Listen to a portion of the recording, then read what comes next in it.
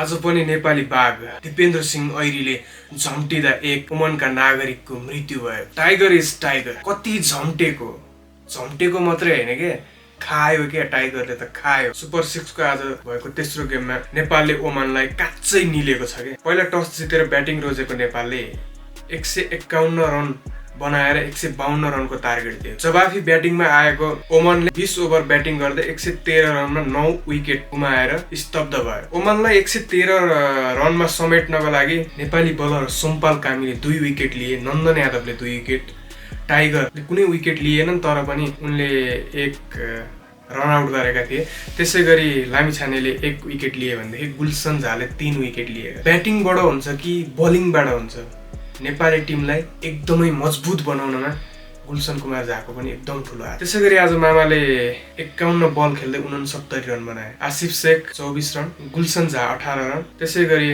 Adil अन्सारीले 16 run बनाए। यसैसँगै नेपाल आज भएको गेम जित्दै टेबल टप भएर अहिले फर्स्ट स्थानमा बसिरहेको छ। अब भोलि हुने आफ्नो गेम जितेमा नेपालले ट्रफीका साथ नेपाल आउनेछ। जबकि नेपाली टोली नेपाल आउँदाखेरि हातमा नेपालको झण्डा लिएर एयरपोर्टमा सम्पूर्ण नेपालीहरू चाहिँ स्वागत गर्न जानुपर्छ। म त एकदम तयार भएर बसिसकेँ है।